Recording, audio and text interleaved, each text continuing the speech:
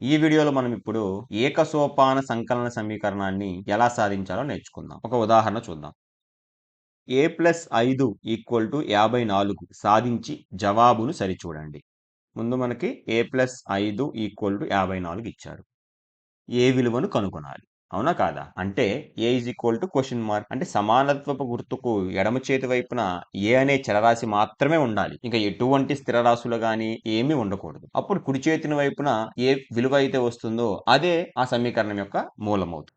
a+5 = 54 సమానత్వపు గుర్తుకు ఎడమ చేతి వైపున ఏ కాకుండా ఏముంది? +5 అనేది ఉంది. ఈ +5 పోవాలి అంటే ఏం చేయాలి నేను ఎడమ చేతి వైపున? 5ను తీసివేయాలి ఇప్పుడు. అవునా కాదా? -5 అవుతుంది. అంతటితో అయిపోయిందా? కాదు. మనం ఏం నేర్చుకున్నాం? ఏదైనా చేస్తే త్రాసులో ఒక వైపే కాదు, రెండో వైపు కూడా అదే గణిత ప్రక్రియను చేయాలి. అప్పుడే త్రాసు సమానంగా సరితూగుతుంది. అవునా కాదా? ఇప్పుడు ఎడమ చేతి వైపున మనం -5 చేశాం కాబట్టి సమానత్వపు గుర్తుకు కుడి చేతి వైపున కూడా -5 చేద్దాం. అప్పుడు ఏమవుతుంది? a + 5 - 5 = 54 - 5. చూడండి ఎడమ చేతి వైపున సమానత్వపు గుర్తుకి +5 - 5 అంటే 0నే కదా వచ్చేది. అంటే అప్పుడు ఇంక నాకు మిగిలేది ఏంటి? a మాత్రమే. కాబట్టి a = 54 - 5 కుడి చేతి వైపున. దాని విలువ ఎంత అప్పుడు? 49.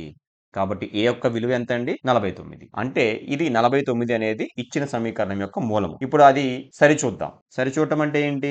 ఇచ్చిన సమీకరణం తీసుకొని మనం ఏదైతే సాధించామో ఆ మూలాన్ని సమీకరణంలో ఆ చలరాశికి బదులుగా ప్రతిక్షేపించాలి.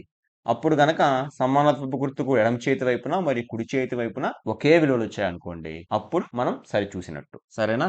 చూడండి. a+5 = 54. ఏ స్థానంలో 49 అనే విలువను ప్రతిక్షేపించాలి మనం. కాబట్టి అప్పుడు ఏమవుతుంది? ఎడమ చేతి వైపున 49 + 5 కుడి చేతి వైపున ఏముంది? 54 ఉంది.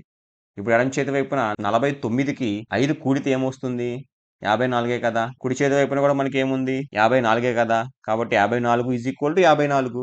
అంటే LHS = RHS. కాబట్టి a = 49 అనేది ఇచ్చిన సమీకరణం యొక్క మూలము. సరేనా? ఇది తృప్తిపరుస్తుంది. ఏం నేర్చుకున్నాం మనం ఈ వీడియోలో?